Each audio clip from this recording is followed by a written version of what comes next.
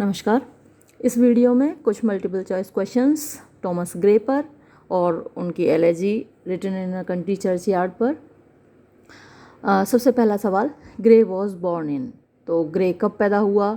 1716, 1717, 1718, 1719 ये डेट्स दी हुई हैं, तो आपको याद रखना है और नोट कर लीजिए अच्छे से कि 26 दिसंबर 1716 यानी 26 दिसंबर 1716 को टॉमस ग्रे का जन्म हुआ था। फिर है second question, Gray was admitted to Inner Temple, यानी ग्रे को एडमिट किया गया इनर टेम्पल में शामिल हुआ वो, तो वो 1735 में। कहीं एक दो जगह 1736 भी दे रखा था, लेकिन यहाँ क्योंकि ऑप्शंस में 1735 ही है तो हम 1735 ही मार्क करेंगे। Which poem is not of Gray, तो इनमें से कौन सी पोइम है जो ग्रे की नहीं है? Hymn to adversity, progress of poesy, bard और ode to a nightingale. Ode to a nightingale आपने मेरे साथ पढ़ी है और ये जॉन कीट्स की कविता है, ना कि टॉमस ग्रे की, तो आपने पहचान ही लिया होगा। जवाब हमारा डी है। फिर है Gray completed elegy written in a country churchyard. तो ग्रे ने अपनी ये एलेजी पूरी की, ये एक साथ या एक दिन में नहीं लिखी गई, इसको लिखने में काफ़ी टाइम लगा था। ये 1742 में लिखना शुरू किया और फिर 1750 तक उसने लिखी, क्योंकि लंबी पोएम है, 32 स्टेंजा हैं इसमें, तो लिखने में इसको टाइम लगा। सोचता रहा, लिखता रहा, कभी एक स्टेंजा लिख लिया, दो लिख लिए। तो ये जो लिखना, ये जो पूरी हुई ग्रे की एलेजी, वो 1750 में हुई और 1751 में पब्लिश हुई है। ठीक है, तो हमारा जवाब होगा ए। फिर in which year was Gray offered the post of poet laureate. Thomas Gray को पोइट लॉरिएट यानी राष्ट्रकवि का खिताब दिया गया था, लेकिन उसने लिया नहीं। ये जो पोस्ट, पास्ट नहीं, पोस्ट होगा यहाँ पर, तो पद उसको दिया गया पोइट लॉरिएट का, लेकिन उसने, ऐसा भी कोई कवि होगा जो इनकार कर दे, लेकिन टॉमस ग्रे ने ठुकरा दिया था ये पद। तो ये पद उसको कब ऑफ़र किया गया? तो जो ऑप्शंस हैं 1757, 58, 60 और 65, इनमें से जो सही जवाब है वो है ए, यानी कि 1757 में। When did grey pass away, तो ग्रे की मृत्यु कब हुई? मैंने आपको कहा है कि जन्म और मृत्यु दोनों ही डेट से इम्पोर्टेंट होती हैं। तो ग्रे की मृत्यु 1771 में हुई और 30 जुलाई को, ये ज़रा वीडियो पॉज करके इनको ज़रूर नोट कर लीजिएगा, 30 जुलाई 1771 में। फिर है how many stanzas are in elegy. अभी मैंने बताया ही आपको कि टॉमस ग्रे की एलेजी में कितने स्टेंजा हैं, और आपने डिटेल में मेरे साथ पढ़ी है। मैंने 2 वीडियो अपलोड किए हैं एलेजी, एक बार मैंने पूरी हिंदी में पढ़ाई है और एक बार पूरी इंग्लिश में पढ़ाई है। ज़रूर पढ़ लीजिएगा, क्योंकि बीच में से फिल इन द ब्लैंक्स पूछा जा सकता है, कोई भी लाइन आपसे पूछी जा सकती है, तो उसको ज़रूर दोनों वीडियोज़ को ध्यान से सुनिएगा, देखिएगा। तो कितने स्टेंजाज हैं? 20, 25, 32, 35, तो आपको पता ही है 32 स्टेंजाज हैं। हमारा जवाब होगा सी। नेक्स्ट क्वेश्चन देखिए, when did grey start elegy. तो मैंने अभी आपको बताया है कि ग्रे ने लिखना कब शुरू किया था। ऑप्शन 1742, 45, 50 और 60 दिए हुए हैं, तो 1742 में उसने लिखना शुरू किया था, यानी 1742 में स्टार्ट किया और 1750 में वो कंप्लीट हुई और 1751 में पब्लिश हुई। तीनों डेट्स आप याद रखिएगा। फिर है Gray's progress of poesy and the bard are. तो टॉमस ग्रे की ये फेमस एलेजीज, फेमस ओड्स हैं, है ना, प्रोग्रेस ऑफ पोइजी और द बार्ड। जब मैंने ओड पे वीडियो अपलोड किया था तब इनके बारे में मैंने बताया था कि ये दोनों बहुत प्रसिद्ध पिंडारिक ओड्स हैं, यानी ऑप्शंस यहाँ पे दिए हुए हैं, Pindaric odes, English odes, Horatian odes, none of this, तो पिंडारिक ओड्स सही जवाब है।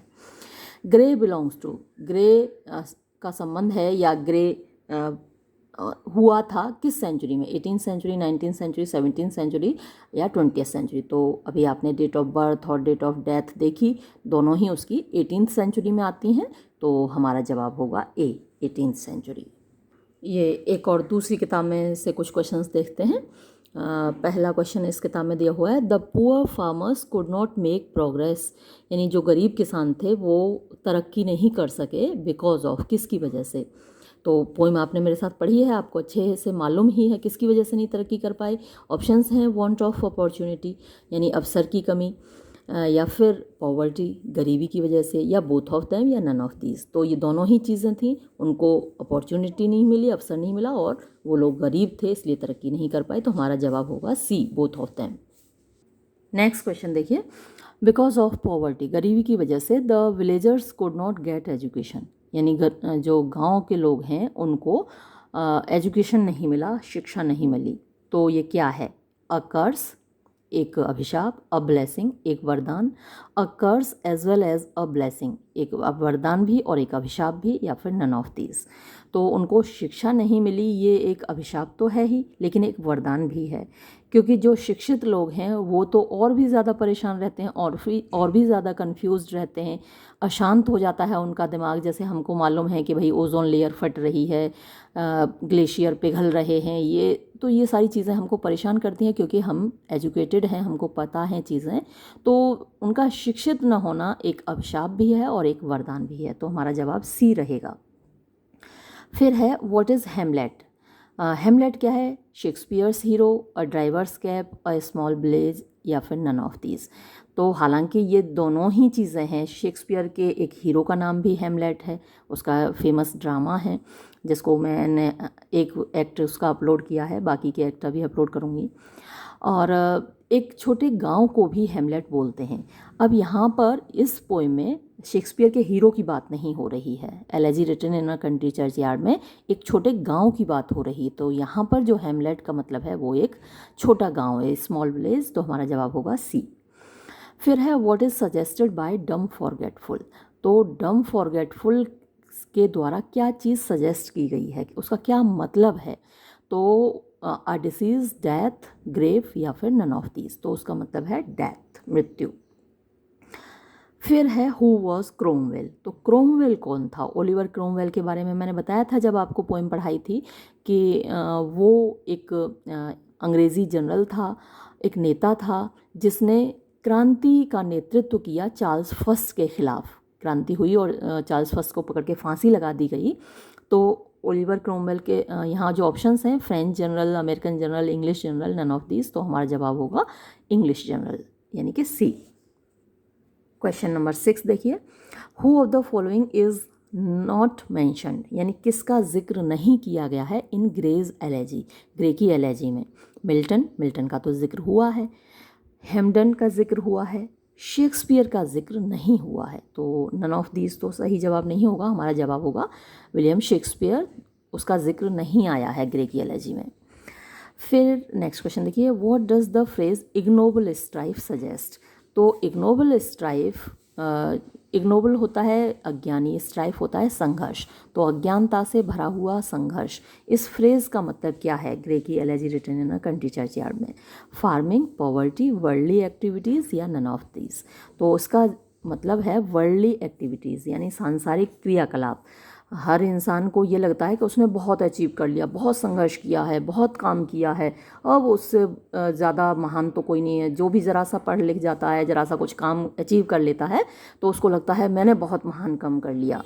तो इस सब को थॉमस ग्रे ने क्या कहा है? इग्नोबल स्ट्राइफ किया है, यानी कि अज्ञानता से भरा हुआ संघर्ष। तो हमारा जवाब होगा सी। नेक्स्ट क्वेश्चन है, हु रिमेन्ड, कौन रहा, फार, दूर, फ्रॉम द मैडिंग क्राउड, यानी जो पागल बनाने वाली भीड़ है उसके इग्नोबल स्ट्राइफ से, यानी उसके अज्ञानता भरे संघर्ष से। तो farmers, rich people, the poet, या फिर नन ऑफ दीज। तो हमारा जवाब होगा फार्मर्स, वही तो दूर रहे। जो रिच लोग हैं, धनवान लोग हैं, वो तो हर वक्त संघर्ष करते ही रहते हैं ना, काम करते रहते हैं, और पैसा आए, और पैसा आए, क्या और पैसा कैसे कमाया जाए। तो उनका यही संघर्ष रहता है ज़िंदगी भर।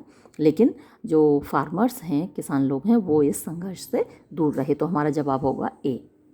9th क्वेश्चन देखिए, what does the phrase gem of purest race suggest, रे सेरन सजेस्ट। तो ये आया था फ्रेज जब आप पोइम पढ़ रहे थे। जेम होते हैं जवाहरात, ऑफ प्योरेस्ट रे यानी बिल्कुल पवित्र किरणों वाला, सेरन भी पवित्र होता है, यानी जो हीरे जवाहरात होते हैं जो बिल्कुल प्योर होते हैं, उनमें से किरणें निकलती हैं, उनमें से चमक निकलती है। तो वो जवाहरात कौन है यहाँ पर ग्रे की एलेजी में?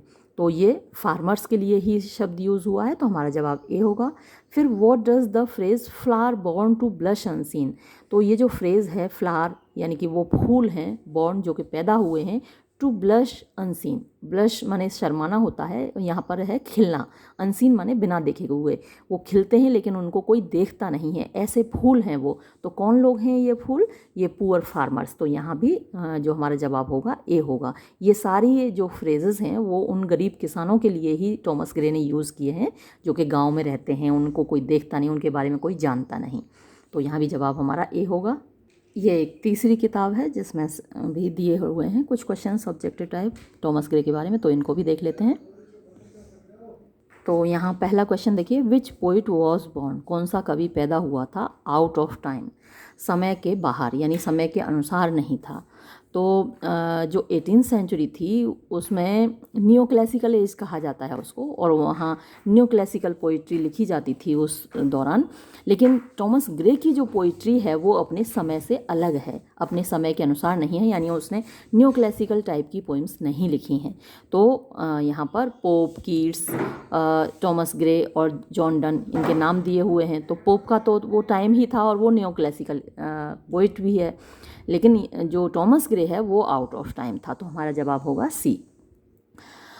To which school of poetry does Thomas Gray belong, यानी कौन सा स्कूल ऑफ पोइट्री है, काव्य का कौन सा आप कह सकते हैं स्कूल को, आप कह सकते हैं संप्रदाय आप कह सकते हैं, या समूह कह सकते हैं, यानी किस समूह को, कविता के किस समूह को बिलोंग करता है, उससे संबंध रखता है टॉमस ग्रे। तो कैरोलाइन, ग्रेवयार्ड, मेटाफिजिकल या फिर रोमांटिक। तो जो टॉमस ग्रे का स्कूल ऑफ पोइट्री है वो ग्रेवयार्ड स्कूल ऑफ पोइट्री कहा जाता है। तो यहाँ हमारा जवाब बी होगा, और वो ट्रांजिशनल पोइट भी है। तो एक दूसरा ग्रुप जिसको वो बिलोंग करता है वो ट्रांजिशनल पोइट्स को या फिर ट्रांजिशनल एज को बिलोंग करता है। तो यहाँ क्योंकि ट्रांजिशनल ऑप्शंस में नहीं है तो हम ग्रेवयार्ड स्कूल ऑफ पोइट्री पर निशान लगाएंगे, यानी हमारा जवाब बी होगा। फिर है third question, which among the following is a transitional poet, तो इनमें से कौन सा ट्रांजिशनल पोइट है। तो अभी हमारी जैसे बात ही हुई कि वो टॉमस ग्रे है ट्रांजिशनल पोइट। ट्रांजिशनल पोइट्स की क्या खासियत है कि उनमें न्यू क्लासिकल पोइट्री के भी क्वालिटीज़ होती हैं उनकी पोइम्स में, और रोमांटिक पोइट्री की भी क्वालिटीज़ होती हैं। फिर जो नेक्स्ट क्वेश्चन है हमारा, इसमें एक minute, in which poetic verse form, यानी किस प्रकार की वर्स फॉर्म में इज़ द पोइम, जो कविता है an elegy written in a country churchyard is composed, यानी लिखी गई है, कौन सी वर्स फॉर्म में लिखी गई है, कपलेट्स में लिखी गई है, क्वार्टेन में लिखी गई है, ब्लैंक वर्स में या फ्री वर्स में। तो कपलेट्स तो अभी आपने इससे पहले मैंने जो वीडियो बनाया था अलेक्जेंडर पोप पर, तो उनका एसे ऑन मैन वो कपलेट्स में लिखा हुआ है। और ये जो एलेजी है आपने देखा ही होगा कि उसमें क्वार्ट्रेन्स हैं, है ना, 4-4 लाइन के स्टेंजाज हैं, तो वो क्वार्ट्रेन कहलाते हैं। तो हमारा जवाब होगा बी। फिर नेक्स्ट क्वेश्चन है, how many stanzas does the poem elegy written in country churchyard है, कितने स्टेंजाज हैं। तो ये तो क्वेश्चन पहले भी आ चुका है, 32 स्टेंजाज हैं, ये आपको पता ही है। फिर हम 6th क्वेश्चन देखते हैं, which figure of speech is used in the following lines. तो इन ये जो लाइन है दी हुई है, let not ambition mock their useful toil, तो इसमें कौन सा फिगर ऑफ स्पीच है। तो यहाँ पर आप देख रहे हैं एम्बिशन होती है महत्वाकांक्षा, तो महत्वाकांक्षा मॉक माने मजाक न बनाए, देयर यूजफुल टॉयल उनका जो उपयोगी परिश्रम था, यानी किसानों का जो उपयोगी परिश्रम था उसका मजाक एम्बिशन ना बनाए। तो एम्बिशन का मतलब एम्बिशियस पीपल है, तो एम्बिशन महत्वाकांक्षा वो तो एक भावना है, एक फीलिंग है, उसको देखा नहीं जा सकता, तो उसको पर्सोनिफाई किया गया है यहाँ पर। तो ऑप्शंस में देखो पर्सोनिफिकेशन, एपोस्ट्रॉफी, एलिटरेशन और हाइपरबल दिए हुए हैं। आपने फिगर्स ऑफ स्पीच पर वीडियो अगर नहीं देखी है तो ज़रूर देख लीजिए, क्योंकि फिगर्स ऑफ स्पीच आप पहचानना तभी जानेंगे जब आपको उनकी जानकारी होगी, और ये आप तभी बता पाएंगे जब आपने पूरा पढ़ी होगी, ये जो कविता है ढंग से पढ़ी होगी। तो यहाँ पर्सोनिफाई किया गया है एम्बिशन को, तो हमारा जवाब होगा पर्सोनिफिकेशन यानी कि ए। फिर विच figure of speech has does the following line है। अब यहाँ इस लाइन में कौन सा फिगर ऑफ स्पीच है, ये तो मैं कई बार आपको बताती हूँ, क्लास में हमेशा बताती हूँ, कई बार क्लास में भी बताया मैंने आपको और अपने वीडियोज़ में भी बताया। The Plowman homeward plots his weary way. The Plowman माने किसान, होमवर्ड घर की ओर, प्लॉट्स माने तय करता है, हिज वियरी वे अपना थका हुआ रास्ता। तो जो थका हुआ है वो प्लोमैन है, यानी किसान थका हुआ है, न कि रास्ता थका हुआ है। तो ये जो फिगर ऑफ स्पीच है क्या कहलाता है? सिमिली, मेटाफर, पर्सोनिफिकेशन या ट्रांसफर्ड एपिथेट। इस फिगर ऑफ स्पीच को हम ट्रांसफर्ड एपिथेट कहते हैं। एपिथेट माने एडजेक्टिव होता है, ट्रांसफर तो आप जानते हैं जगह बदलना। तो जो एपिथेट है, जो एडजेक्टिव है वियरी थका हुआ, उसकी जगह बदल गई है। तो होना चाहिए था वियरी प्लोमैन, और पोइट ने क्या कहा? वियरी वे। तो ये जो फिगर ऑफ स्पीच है वो ट्रांसफर्ड एपिथेट है, इसको ज़रूर याद रखिएगा और बहुत इंपॉर्टेंट है ये क्वेश्चन। नेक्स्ट क्वेश्चन देखिए, in which poem does the following line occur. किस कविता में ये लाइन आती है? Full many a flower is born to blush unseen. तो ये लाइन आपने अभी अभी पढ़ी थी। तो बहुत सारे जो फूल हैं वो खिलते हैं टू ब्लश अनसीन, यानी बिना किसी के देखे हुए, कोई उनको देखता नहीं। ब्लश माने शर्माना होता है, तो वो शर्माते रहते हैं। लाल रंग होता है अक्सर फूलों का, और कोई उनको देखता नहीं। तो ये कौन सी कविता में आई है आपको पता ही है, an elegy written in a country churchyard, इसी कविता में आई है। तो जवाब हमारा सी होगा। 9th क्वेश्चन देखिए, हुम is grey lamenting in his elegy. थोड़ी स्पेलिंग यहाँ पे मिस्टेक है एलेजी की। तो एलेजी में ग्रे किसके लिए लेमेंट माने रोना, रो रहा है? His friends death, nameless villagers, death of Cromwell या फिर death of a mad dog. तो किसकी मौत पर रो रहा है? नेमलेस विलेजर्स, ऐसे गांववासी जिनका कोई नाम नहीं है। हमारा जवाब होगा बी। फिर लास्ट क्वेश्चन देखिए, which among the following is the poem written by Gray. इनमें से कौन सी पोइम है जो कि ग्रे ने लिखी है? The progress of poesy, to a skylark, hollow men, church going. तो हॉलोमैन तो आपको पता है टी.एस. एलियट ने लिखी है। चर्च गोइंग आपको मालूम है फिलिप लार्किन ने लिखी है। टू अ स्काईलार्क आप जानते ही होंगे पी.बी. शेली ने लिखी है, और इस पर वीडियो अपलोडेड है, आपने देखा होगा। फिर बचता क्या है? द प्रोग्रेस ऑफ पोइजी, जो कि थॉमस ग्रे ने लिखी है। ठीक है, हमारा जवाब होगा यहाँ पर ए। और आज की इस वीडियो में इतना ही।